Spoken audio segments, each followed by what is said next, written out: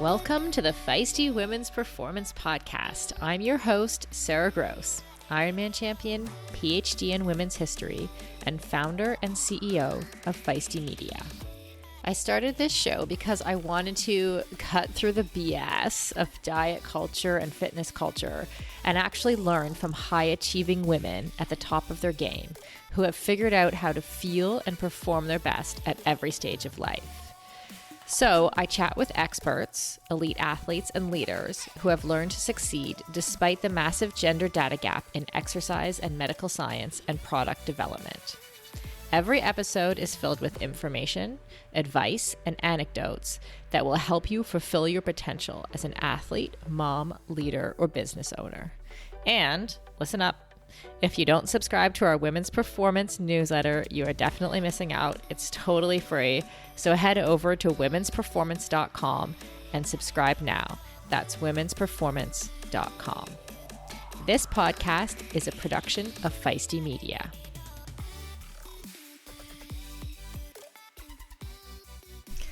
Hi, Feisties.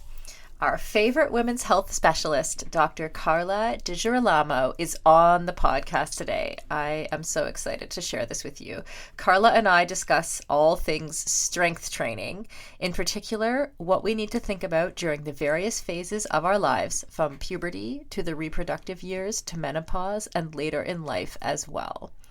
Carla and I also share a love of CrossFit. I tried not to go down too many CrossFit rabbit holes with her, and we discuss the benefits of CrossFit training from her perspective as a doctor. I'm also a deep believer that if we truly understand the benefits of something, we will continue to do that thing or set that habit for the rest of our lives. And so I use this time with Carla to sort of take a deep dive into some of the benefits of strength training, so that as much for myself as for you all, so that when we're tempted to maybe go off track or stop, or when we have excuses for not starting a strength training program, we might think twice once we hear what all the benefits are from the expert herself. And what an expert she is. Carla is a double board certified obstetrician, gynecologist, and reproductive endocrinologist who specializes in the care of reproductive age and midlife women. She has over 18 years of experience practicing as a fertility specialist and more recently as a menopause health specialist. Carla is also an endocrine consultant for Wild Health. She's been featured in Boston Magazine's Top Doctors in the Boston area for, get this here, 2019, 2020, 2021, 2022, and 2023. As a pioneer in women's performance endocrinology, her focus is on optimizing physical performance in women and high-performance professionals and female athletes of all ages.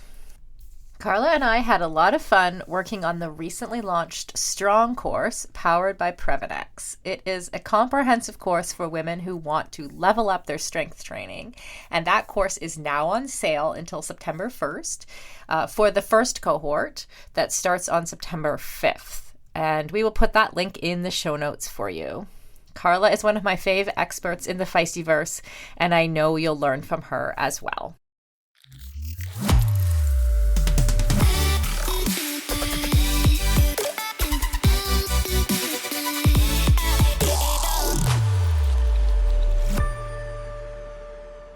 Hi, Carla. It is so good to have you here today. Oh, it's great to be here, Sara. Thank you for having me. Yeah, I'm so excited because actually the day that we're recording is the first day that we launched our new course, Strong, that you are a part of. How do you feel about the course being out in the world now? I am so excited about it. I had so much fun making it. I think the content is so incredibly relevant and so creative. You have the best experts who contributed to it. I'm really super, super excited about it. Yeah, and one of those experts is you. And I am going to ask you a little bit. We're going to ask you a little bit about some of the course content. But, I've been asking everyone the last week or so, like if we get into a conversation with a woman, I'm always like, when's the first time that you started to strength train or heard about strength training? I was in high school. I was 15. Okay. Yeah. And my father was a semi-professional football player. Oh, I didn't know that. And Cool. yeah, no, this was way back in like 1950s when he came back from World War II. He played semi-pro football before he joined the police force. And my father wasn't a big guy. And I'm not a big person either. And so I was very much into sports. And my father said, you know what, you got to compensate for your size. And the way you compensate for your size is you got to get out there and lift weights. So it And was your dad. it was my dad. Yeah, That's it great. was my dad. Mhm. My mother was horrified. Because this was the 1980s when women didn't do these kinds of things Mhm. regularly. And I was the only 15-year-old girl in the gym with all these, big burly guys. But I made friends with them all, and it was great. And so my dad really, really got me started in it. And I remember I was 15, first time I walked into a gym. Wow, that's so interesting. And then when, like, I do find it interesting how women come to lifting, because especially like the older that we are, the kind of the stories get a little bit more patchy, and and some people have like never even been to a gym, and that would also be kind of like a normal path in like different generations. Um, but when did you start? Like, when did you learn about the barbell itself? Oh, at that time, when I Oh, was in wow. high school, Okay. yeah, I Yeah. learned at that time. There were really good trainers at the gym that I was at, and my brother was a bodybuilder. He wasn't professional; he's recreational, but he was very much into bodybuilding, and so I learned a lot from him as well. So yeah, at a very young age, I was accustomed to the weight room, and I was accustomed to supplements and strength training, things like that. Cool, lucky you. And did your dad or brother, did someone help you put together sort of a periodized program to make you stronger at that time? I don't think back then they knew what Oh, periodized programs were. right. It was Fair. basically go in there, do bench press, and then when you can add weight. Right. Maybe it was back in the day when, okay, you do chest and triceps, or you do back and biceps. You pair these things up. And the physique athletes, they still train this way. But I think for sport and for other types of recreational activities, training is very different now. But back then, everybody kind of stuck to that, physique athlete sort of paradigm of weight training. And I did get stronger, just because I was doing it regularly. And progressive overload, I think, is always something that's existed, and that's what I would do. It wasn't really a formal program, but I kind of picked up what I could from whoever was around me, and and off I went. Right. Yeah, I've been thinking a bit about, my experience as well. And I had forgotten that I did actually go to the gym with my dad as well when I was younger. But I just used to tag along with him. And there was a lot of like Nautilus machines involved It was in all my introduction Nautilus. to strength training, right? Like Yep, a lot of like absolutely. adjusting things to try to make my small limbs like fit into these machines, I remember that well. Yeah. And then the other thing I remember is from high school, and I'd be curious what it was like in your high school, but I do remember the boys doing, I went to three different high schools, but the one that was in Canada, the boys doing weight training. And we did archery instead, the same unit. Oh, So random. wow. Yeah. Yeah. Yeah, we were Yeah. doing home economics. So nothing against home economics. I learned how to sew. I became a surgeon, and then it was very successful. It was very helpful. Yeah. But yeah, when my counterparts were out there weightlifting, that's what they had us doing. But I went to the gym that wasn't associated with my high school. I did it outside of school. So that's how I got myself in there. And did you do home economics while the boys did something different, or did everybody do home Oh economics? no, the boys would do something different. Oh, okay. Back then it was, this Shop? is what the Did they girls shop? did. And I actually I did take a shop class. I did take a Okay. shop class, and I enjoyed. I made a birdhouse. I made all kinds of things. It was really cool. But yeah, weight training in high school, with the high school, that wasn't something that you did when you as a female. And I mean, I played high school sports. I played volleyball, I played softball, but we never were in the gym ever. Um, and nowadays, it's so refreshing to see the high school girls and the young college girls in there. But back then, Yeah. that's not the way it was. Yeah, I love that it's changing. Oh, me too. Me too.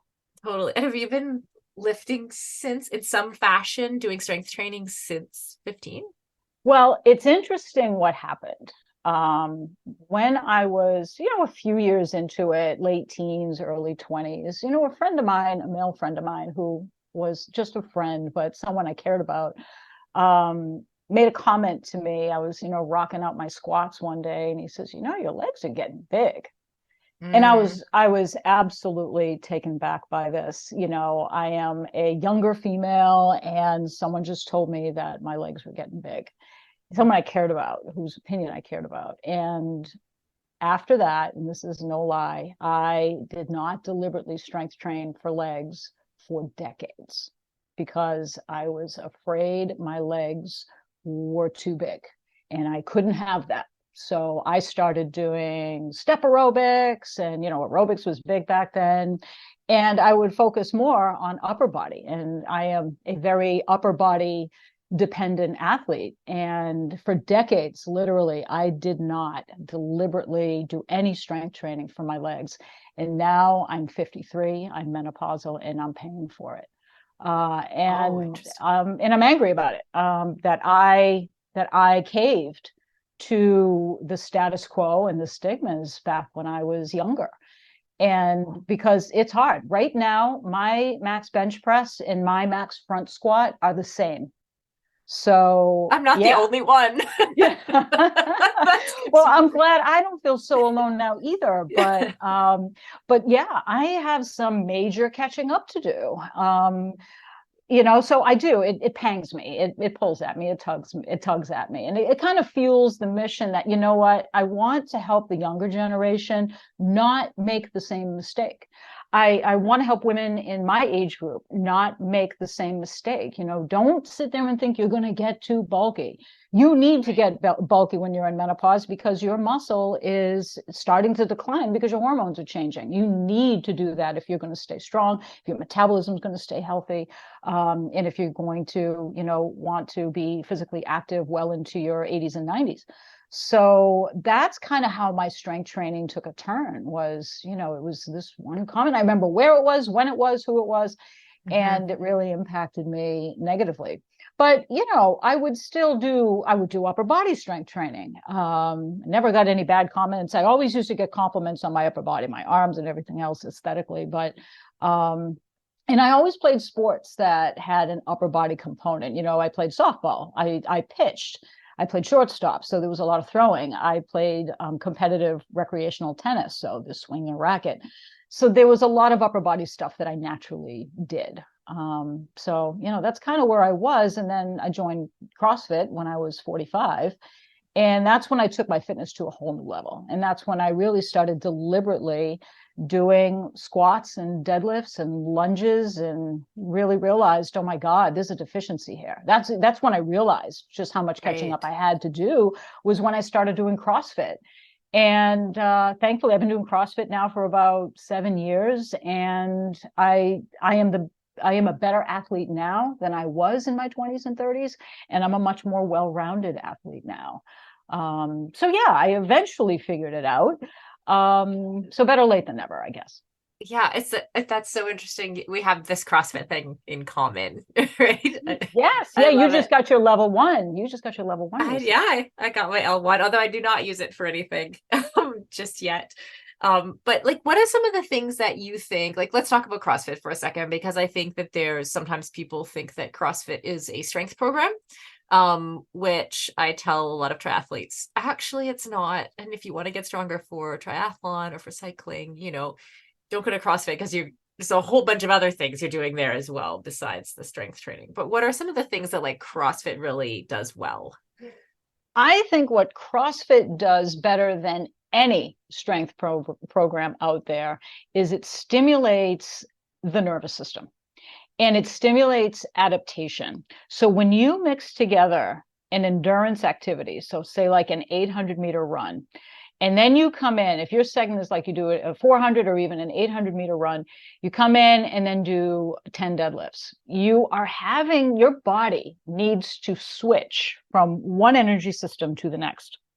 So you got your energy system that's more utilizing oxygen. That's what you're using on the run. That's your like oxidative system. And then you come in, now all of a sudden you got these deadlifts you have to do. That you have to flip now to the glycolytic system that is using glucose as fuel. And it's a more explosive, short-term, high intensity movement. So when your body has to flip between these energy systems rapidly, that is a great stimulus to improve strength and improve endurance at the same time. So it's really efficient, and it really helps you make gains in fitness. And then the other thing that's great about CrossFit is everything varies. You may not see the same workout for 2 or 3 months. Or years.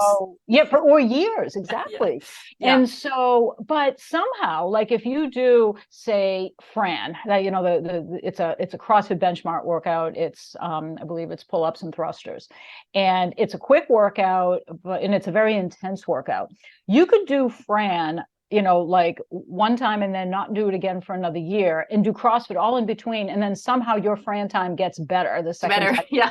Yeah. Right. And it's because of everything else that CrossFit has done in between there. It keeps the muscles guessing. It's constantly varied, high intensity. It's constantly varied functional movement at high intensity is the definition. Right. And the varying in intensity, the varying in movements keeps the body guessing, keeps the nervous system, on call, so to speak. And that's where fitness happens. Fitness is adaptation. And that's what CrossFit does better than any other program out there, I think. Gets a pretty bad rap for injury. It does. It does. And how do we prevent that? Well, first of all, I would debate that it's even true that CrossFit has more injuries than others. I remember I went to a conference where someone actually dug into the data, and arguably running has more danger, more injury prevalence than CrossFit does. I believe that. I mean, having been around runners and CrossFitters, quite a lot in my life. Yeah. Yeah. I mean, people can get heart attacks and die, out on a run. I don't think anyone has ever died doing a box jump. I think you feel like you're going to die when you've done some of these workouts, but my shin died one time. But oh yeah, right. All of ours have. I've been there. So yeah, I mean, I would debate that's even true. Now, just like any sport, if you have a good coach that keeps you safe and mechanically sound, you're not going to get injured. If you have poor coaching, and there are poor CrossFit coaches, there are poor running coaches, there are poor strength coaches, you're going to get hurt no matter what you're doing. You go downhill skiing, you could, hit a tree, just be the best skier in the world and have an accident. So I really debate that point that CrossFit has any more prevalent injuries than other sports. I mean, there are other sports out there that are life-threatening, but rarely do you hear about that in CrossFit.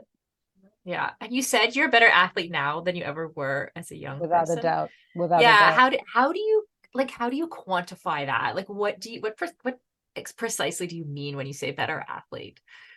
I am more well-rounded than I ever was. I can do more things. I have a much broader ability to adapt to, what's thrown in front of me. Like if someone asked me to run a 5K, I could.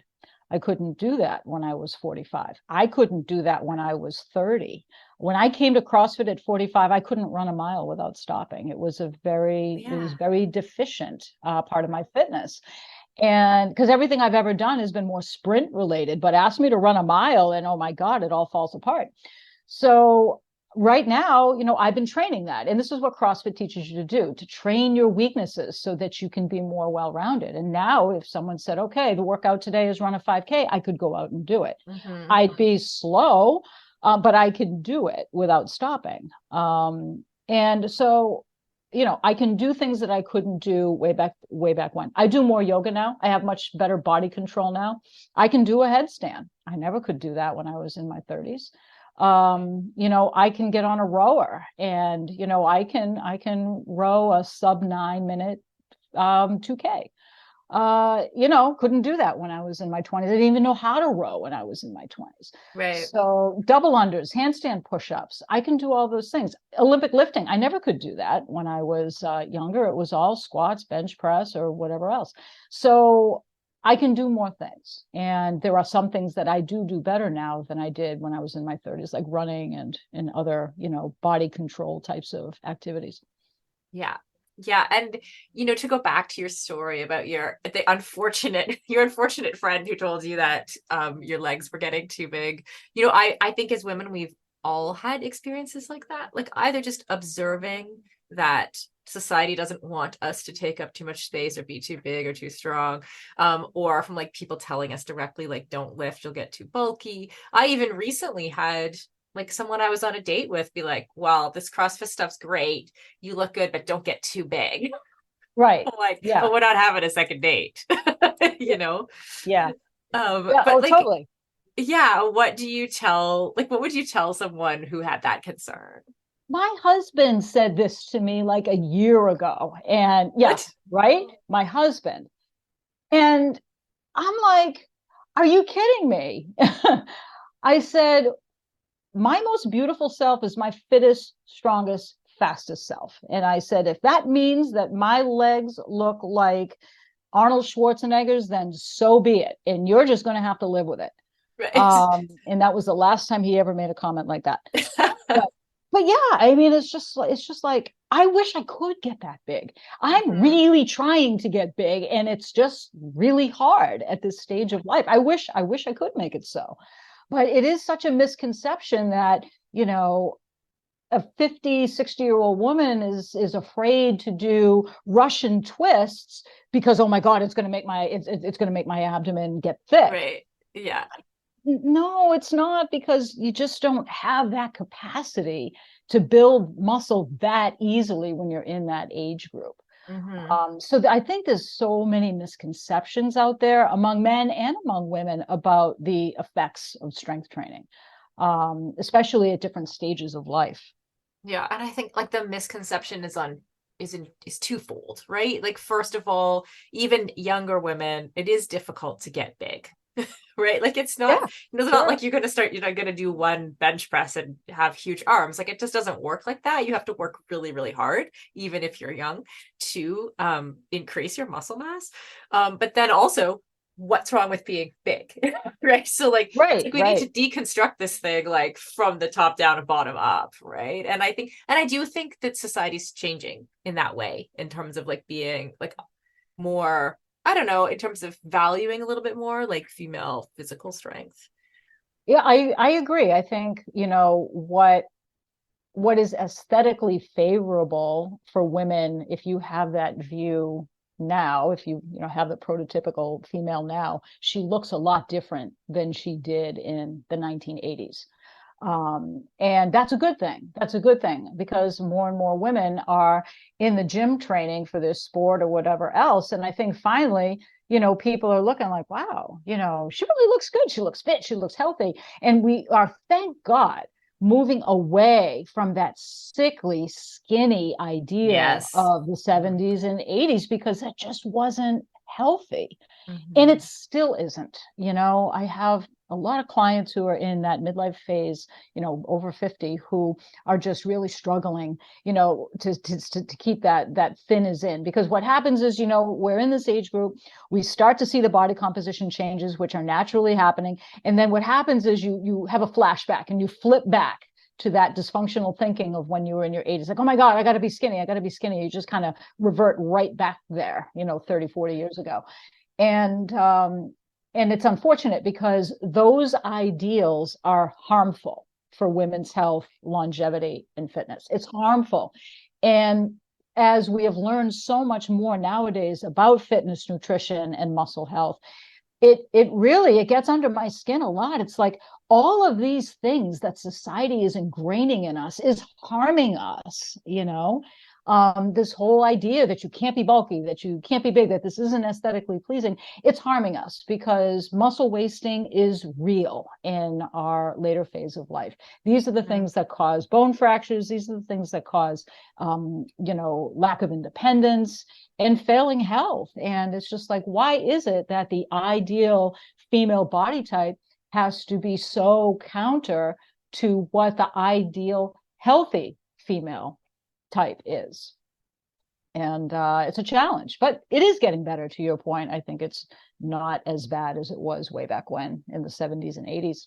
80s, even 90s. Yeah, and it is getting better, and we're seeing it get better, and also we're helping it get better, right? Like by creating podcasts like this, right? And courses like Strong, courses like my menopause health and fitness specialist course with MedFit, the whole idea is to educate providers, trainers, coaches in general that, look, it's not what we thought it was long ago. Because, I still encounter coaches and trainers today that they don't know, we're just going by what was done in the past. We're just going to keep doing it. So I think everybody needs to be educated, and courses like this and podcasts, and that's the way to go. And the great thing about tech and social media is we can get that out there much more effectively than we could many, many years ago. As a lifelong runner and triathlete turned CrossFitter, I am stoked to announce that the athletic eyewear brand Tifosi Optics has joined us as a partner here at Feisty Media. Tifosi sports glasses hit all the marks for athletes. They're shatterproof polybicarbonate, so the lenses not only reduce glare, but also offer scratch resistance, which I 100% need. They stay in place when you are moving. The hydrophilic rubber nose pads actually get more grippy the more you sweat, so they are secure and don't slide down your face even when you're running in hot conditions. No matter what sport you do, Tifosi has shades for you. Whether you love tennis, fishing, pickleball, running, cycling, or just hanging out on the beach. They are super reasonably priced, which I love, so I can have multiple pairs that go with any outfit. And of course, Feisty listeners get a special discount. So head on over to tifosioptics.com and use the code FM20. FM as in Feisty Media to get 20% off your order. That's FM20 at tifosioptics.com. I'll put a link in the show notes to make it easy for you. Endurance sports should be accessible to everyone, right? That's why we are so excited to be partnering with Motive. Motive is one of the fastest growing training apps in the world today, with thousands of amateur athletes signing up every month and a nearly perfect 4.9 star rating in the App Store. You are not a template, and your training plan should not be either. Prepare for running races, triathlons, cycling events, duathlons, or swim runs, however your season schedule shapes up, and get training written by some of the best coaches in the world in each discipline who know what it takes to help amateur athletes reach their goal on race day. The app takes the training written by those experts and then creates the most optimal training plan for your schedule, abilities, and goals. Plus, the training is fully customized to your race schedule, how much you can train each week, your current abilities, and the goals you want to achieve in your race. You can use the app for free as long as you want, or get all the upgraded features from the app for just $19.99 a month. But as a Feisty listener, you can sign up at mymotive.com and use the code Feisty for 2 months of full premium access. That's right, you get 2 months of premium for free. So you quite literally have nothing to lose. So head over to mymotive.com, mymotiv.com, and use the code Feisty, Feisty. And on a personal note, I know the founder of Motive, and he is driven to make triathlon and all endurance sports more accessible for the athletes who care about their performance, but who aren't quite ready for a full-time personal coach. If that sounds like you, definitely try the app for 2 months for free. You literally have nothing to lose.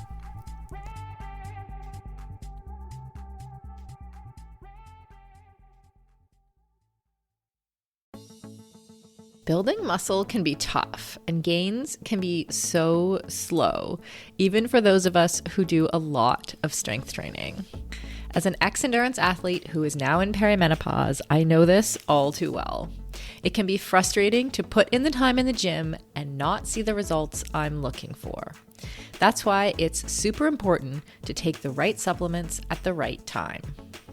One of those supplements is essential amino acids, which are needed to trigger muscle protein synthesis. Muscle protein synthesis happens when you eat high quality protein like eggs or whey. And by supplementing with additional essential amino acids, you can make sure you are getting the full benefit of your training sessions. Targeted essential amino acid formulas can be up to 4 times more effective than just eating protein. I've been taking amino acids for almost a year, and in combination with eating quality protein and a couple other supplements, I have managed to turn the tides on age-related muscle loss, which starts at 30 for women, by the way, and I have continued to make strength gains as I head towards 50. AminoCo has been a long-time sponsor of Feisty Media and has supported all of our brands and podcasts over the years. I recommend starting with AminoCo Perform, and you can grab some at aminoco.com/performance. If you enter the code PERFORMANCE, you will save 30% and receive a free gift if it is your first purchase. Give it a try and let me know how it goes. That's aminoco.com/performance and use the code PERFORMANCE to save 30%.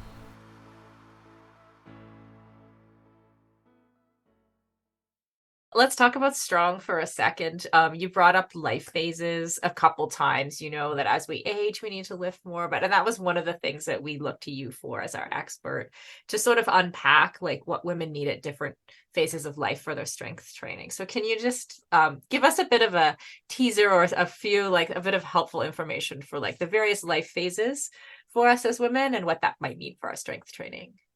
Sure. So this was the module that really gets me excited as a reproductive endocrinologist because, Awesome. because women's hormones, the way we change throughout our life is so freaking amazing. And what the female body is capable of is so freaking amazing. And to be able to do this course and go through each of life's stages was just so fun for me.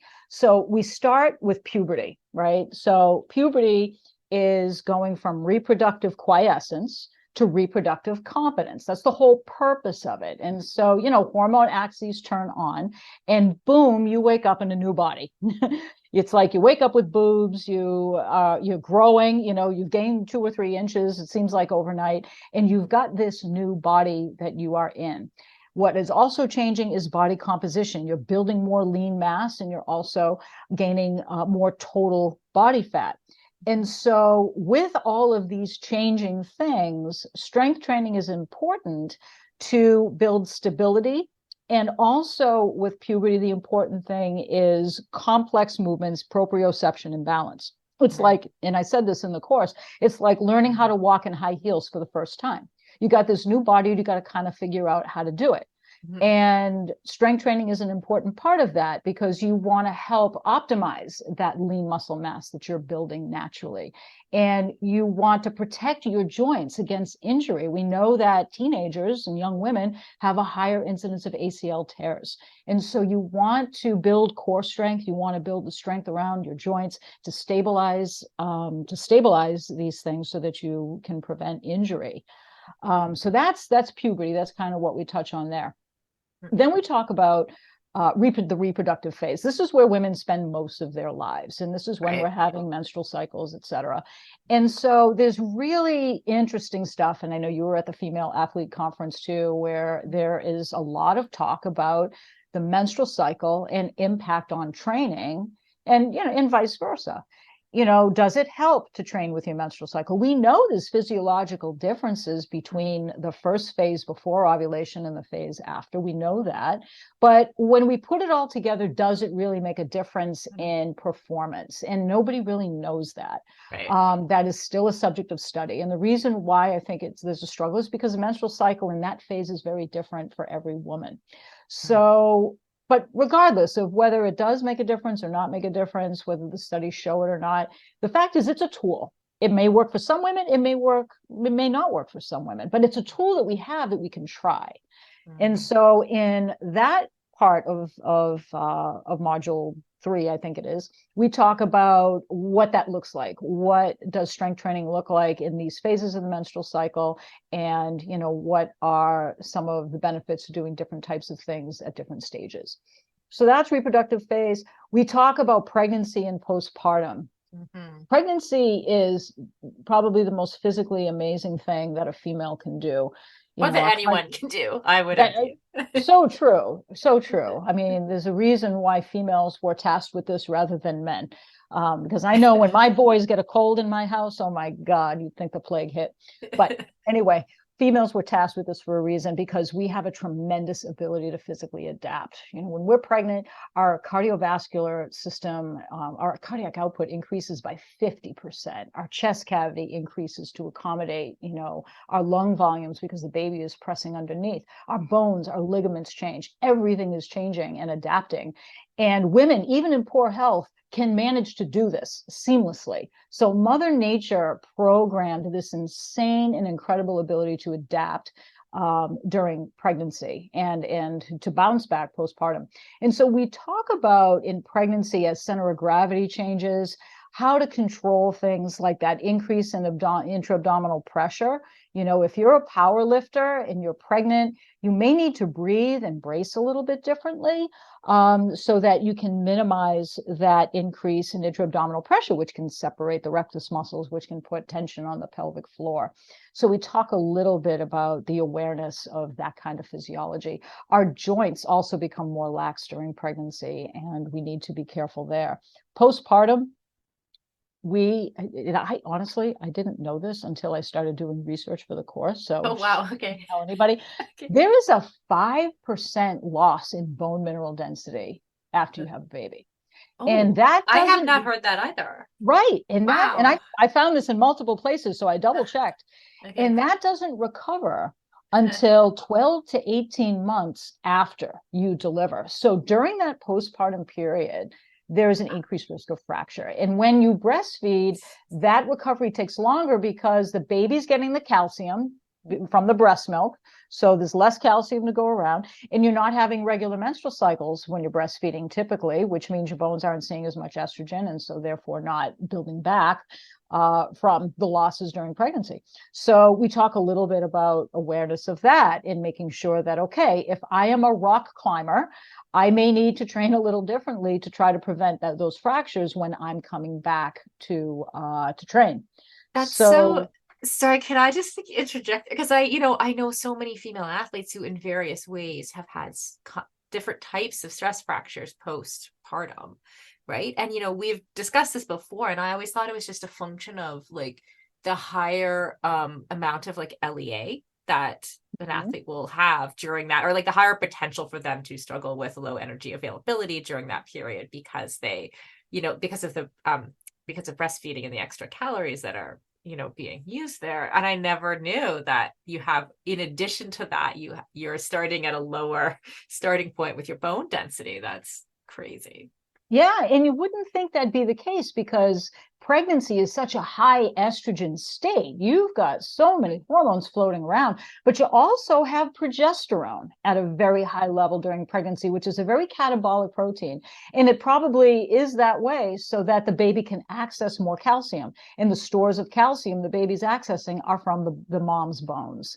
So that's how, even despite a lot of estrogen swimming around, that's how we wind up in that deficit postpartum. And like you said, combined with low energy availability and all of those things, that leads to that increase in fracture risk. So the postpartum and pregnancy module focuses on awareness of what's happening physiologically, and, how you individualize that to your specific sport and situation. And then we bring it full circle to menopause, where we're transitioning from reproductive competence back to reproductive quiescence. And so it's interesting because there's some things in training in menopause that are paralleled with puberty, especially in late menopause, where the nervous system isn't quite as adept at balance anymore. So you kind of got to go back to balance and proprioception in late menopause, especially to prevent falls and fractures. So my 93-year-old mother always says, she says, use it or lose it. And, she walks around, she does laundry in my house. And, I open the door and say, come on in, Mom, you can clean the house, do whatever you want to do. But it's because she knows if she doesn't continue doing these high level functional activities, she's just going to decline. And that's what happens. You have to continue to be stimulating your nervous system, muscles, bones, the whole system, to maintain it and to continue thriving. Yeah, it happened to me the other day. Right? This is like, it's interesting because we talked about CrossFit earlier, but like we were doing, have you ever done like a wall facing handstand push-up? Yeah. Yeah, so we were trying to do those. For anyone who doesn't know, it's like you kind of like walk, you typically would like walk up the wall until your tummy is kind of almost against the wall and you're in a handstand position. And then you would start your handstand push-ups. Well, the 20-year-olds that I was training with that day were like, oh, they just like cartwheeled in. That's what they called it, cartwheeled in to their to their handstand push-up. Oh, that's a riot. Yeah. And I just had this moment where I'm like, can I do a cartwheel? Like, I can't remember the last time I tried to do a cartwheel, right? And that's something that like, I'm like, okay. And so I'm like, oh, it's starting to happen where like, I think even in my 30s, I would have been like, of course I can do a cartwheel, right? Yeah. And would have just done it. And I had this question mark, so I like very tentatively tried. Turns out I can do a cartwheel, but I do notice like now, like I'm 47, like I do notice that is starting. Like where there was a whole set of skills that I had that I just assumed that I continued to have for a very long time. And generally that would play out like into my 30s and even my early 40s. And now there's starting to be these question marks. Like, can I still do that? It's like you just said, use it or lose it. Like now I'm like always cartwheeling into my handstand push-ups because if I stop doing that, I'm never, not that I like fully doing that many cartwheel handstand push-ups, to be clear, but like, if I don't do that, I won't be able to do it anymore. Yeah, exactly. And, that has to do with just how the nervous system changes with aging as well. And, because it's not just muscles, it's not just bones, it's this coordinated system that's driven by the nervous system. And it's equally important. Mm-hmm. Yeah. And then, so I had a question from one of our feisties here, because she's having trouble convincing her 20 and 30-year-old friends that they should start lifting. So what do you say? I mean, we talked about midlife there a little bit about training with your cycle, and that's in the course, but like, when you're young, you kind of think I can do that. I don't need to do that now, or like, I don't need to do that yet because we're not losing muscle mass. We're not losing bone density yet. So what are the reasons why a 20 or 30-year-old should start lifting? Well, I'll go backwards a little bit here. I will talk about how you get them to do it. I have a teenage son. He's 17. And the best way I was able to get him to start doing push-ups was to challenge him to push-ups and to do more than he could. So when his menopausal 53-year-old mother can do more push-ups than he can, that's pretty ego blowing. And my husband, my husband, the one that said that, your legs better not get too big.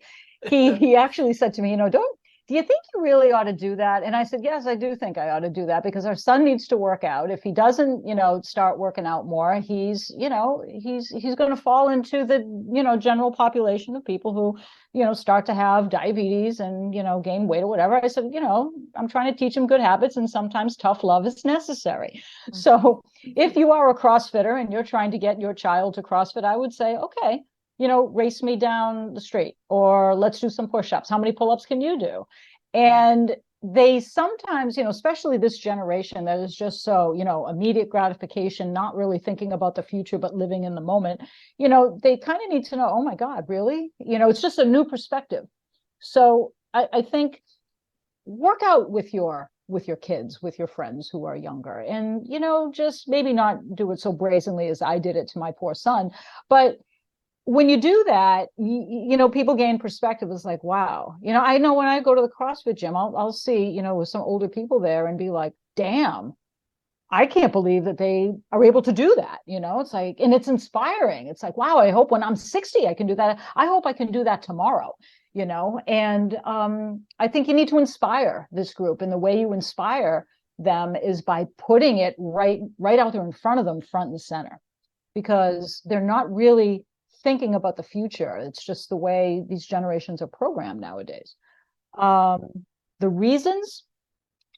reason really to lift when you are younger, first of all, it's going to make you better at whatever sport or physical activity you do. No badness can come from it. It's going to make you better at what you do. Absolutely. I mean, plain and simple. And it helps to minimize discomfort and pain in the joints. If you keep moving them, if you keep them flexible, you're not going to suffer from that joint pain. A lot of it is futuristic. And again, if you tell them, well, 20 years from now, your muscles are going to waste away, they're going to say, I'll just worry about it then. But to keep them in the moment, I would say the main reason is because strength training is going to make you better at whatever physical activity you currently do. That would be my plain and simple answer. I like that. That's yeah. a good one. Oh, and we were talking about life phases, and I know we get this question a lot in our menopause community in particular about folks who are post-menopause and, what about me? Like kind of thing, like people who are in their 70s and 80s. Actually, today, the course went on sale today, and I think we've had quite a few questions in our customer service about the course, and a couple of people were in their 70s. There was one even in her 80s who was like, is this course for me? I've never lifted before.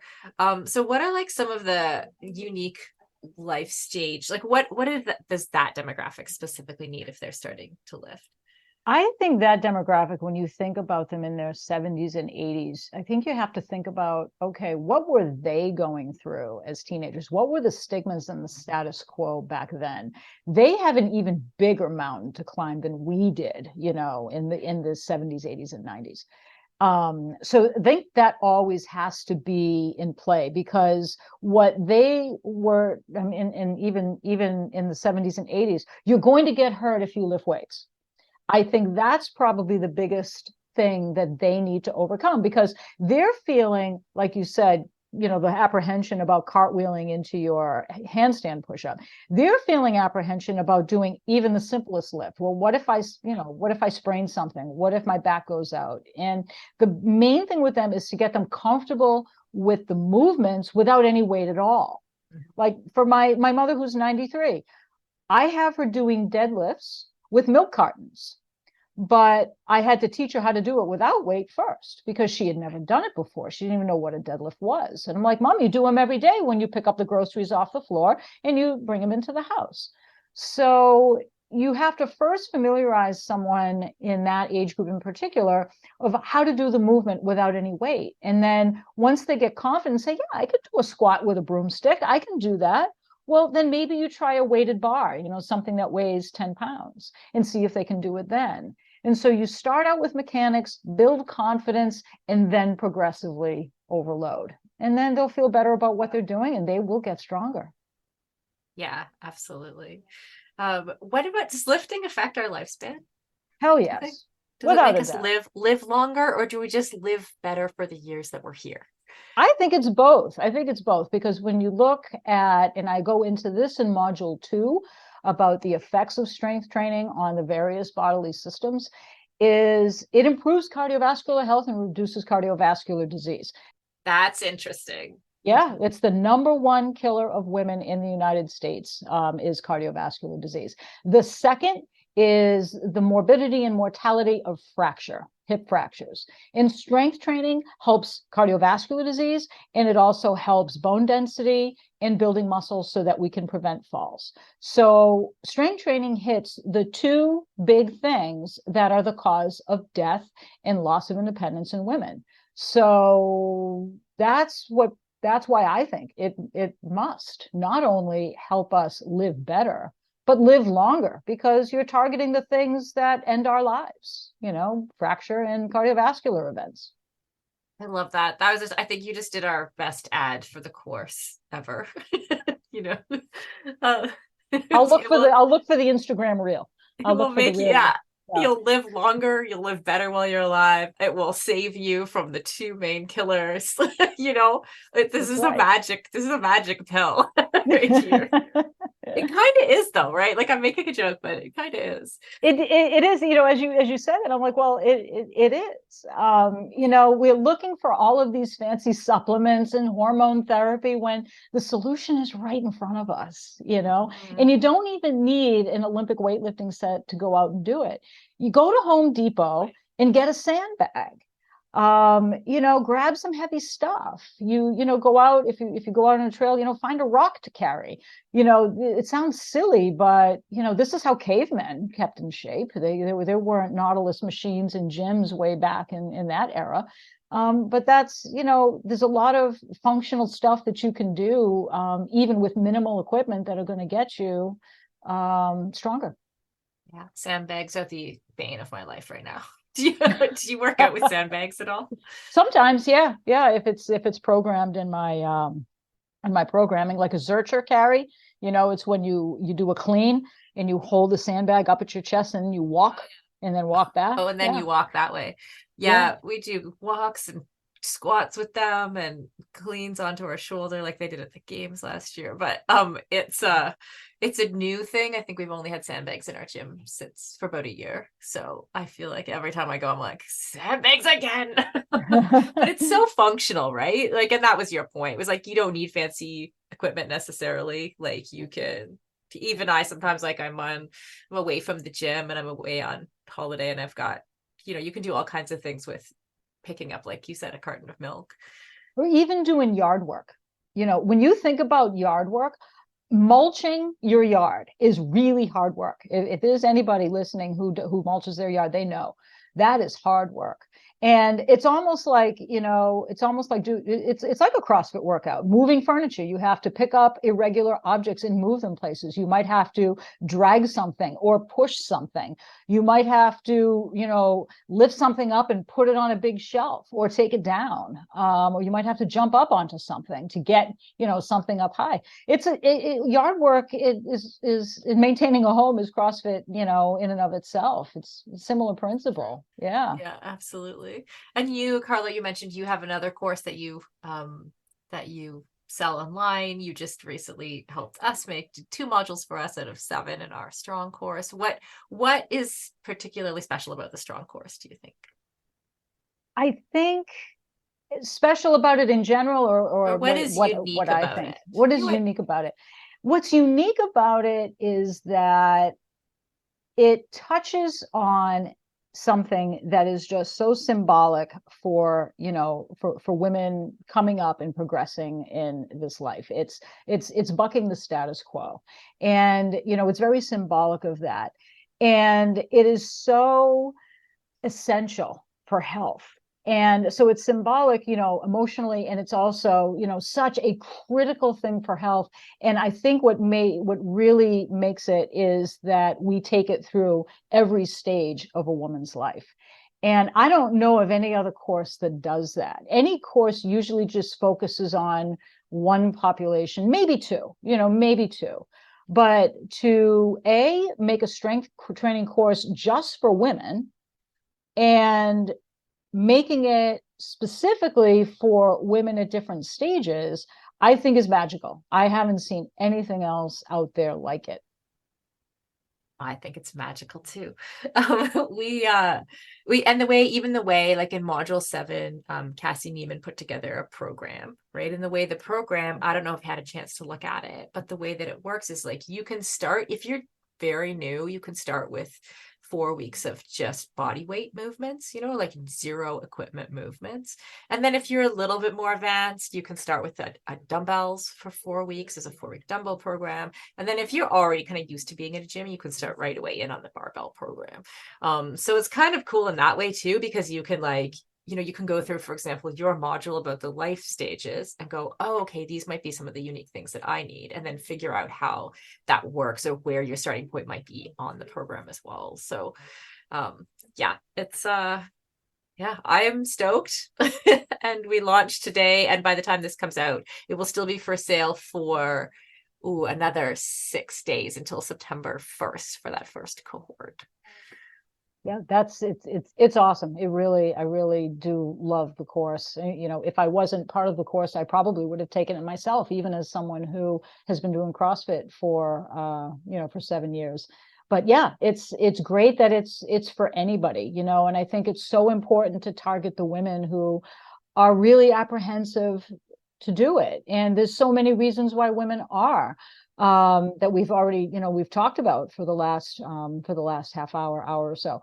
And so it really touches on that and says this is a safe place. But it's also good for people who have some experience with the barbell. Like you said, you can jump into the barbell module if you're experienced. So, it's for any woman in any stage of life at any level of fitness. And, it's in a pretty compact course. So it's not like you have to take, this 40-hour course, and spend $500 doing it to get some incredibly useful and practical information.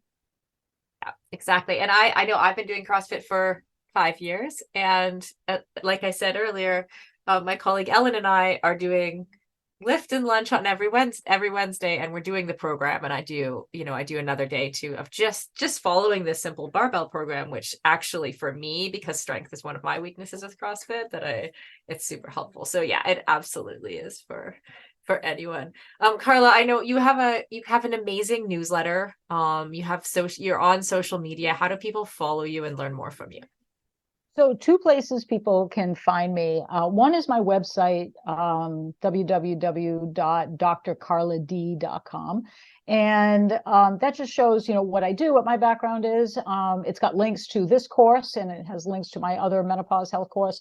And the other way people can find me is through my athletic aging blog. So athletic aging was my original blog. I started that about a year and a half ago, and that's directed more toward, women 35 plus, midlife women who are really trying to live, thrive, perform at their very, very best. So I created that one for them. And then as my career has been evolving and more encompassing younger women who are just looking for their performance edge, I created Performance Edge, and that one I launched earlier this year. So that one, anybody can benefit from that one, but that one is directed more toward women who are high-performing women, whether they're athletes or whether they're firefighters, police, military, paramedics, anyone in a high physically performing occupation or an athlete at any age, it can benefit from that one. But that one's geared more for the younger folk. So that's a new newsletter? Yeah, I launched it in February. Oh. And I post in it once a month. I do that once a month. Athletic aging, I post in a little more frequently. There's a Monday morning weekly CrossFit style workout. And then every other Thursday is a random topic. It could be a medical update where I'm talking about the latest and greatest in hormone therapy, or it could be something from the the Strength Medicine Society, on weight training. I just my last post was on hypertrophy, strength, and power. So I really run the gamut, and I also do inspirational stories. I have women that I have encountered along the way who just have these incredible stories, and I will feature them, probably once every few months. So there's some really cool inspirational stories in there too.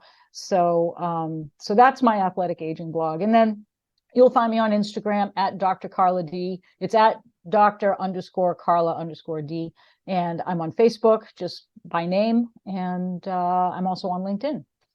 Well, yes, I definitely have read a number of your newsletters and find them very. I especially gravitate to the ones that are on a topic, or based around the research.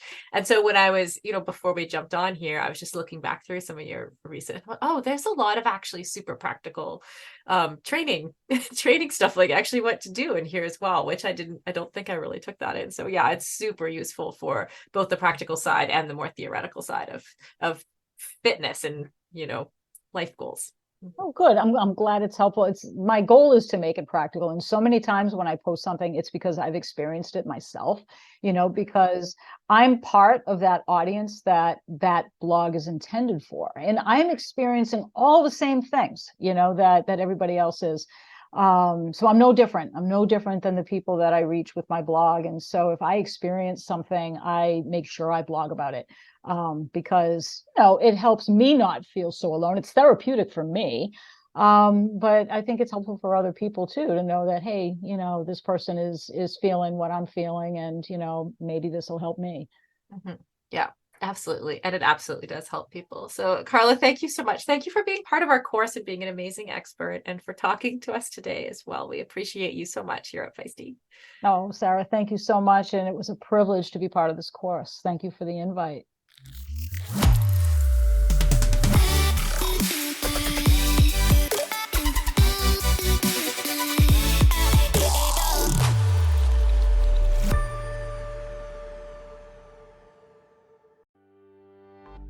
As we head into summer, rest and recovery are critical for improving sports performance, reducing stress, and living a long and healthy life.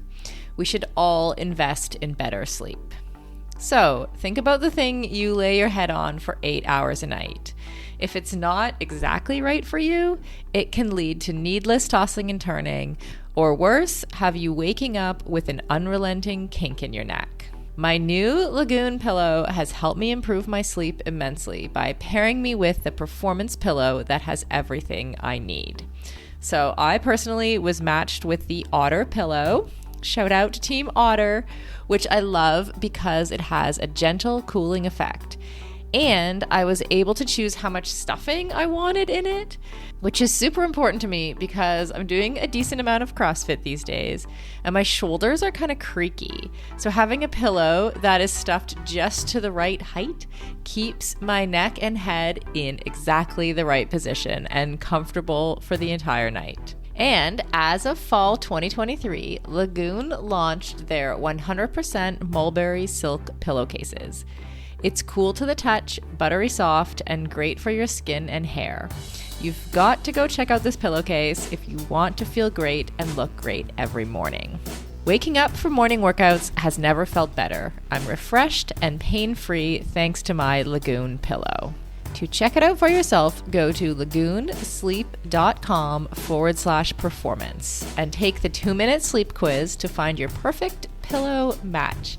And then use the code PERFORMANCE for 15% off your first purchase. That's code PERFORMANCE at lagoonsleep.com/performance, whole 15% off, and the link is in the show notes. You can just click through there.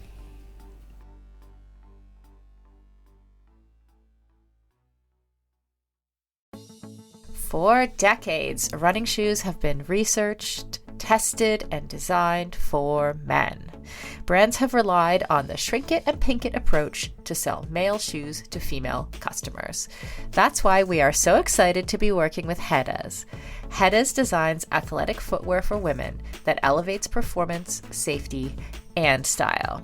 Hedas unlocks the science behind women's biomechanics through dedicated research, creates better shoes for women that support their longevity and performance, and establishes new design standards to promote transparency in a male-biased industry.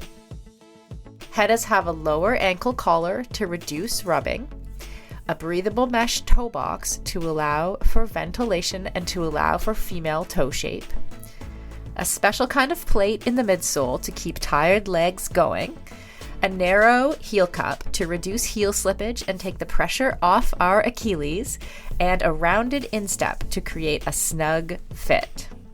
Hedas has 3 shoe models designed for different sessions: the Alma Cruise for long runs, the Alma Tempo for training days, and the Alma Speed for pushing the pace. I've personally been running in the Alma Cruise and I love them. It's the shoe I always wanted and never knew I needed. The fit is perfect in every way. You can get your own pair of Hedas at hedas.com and use the code Feisty20 for 20% off. That's Feisty20 at hedas.com, and it will all be in the show notes.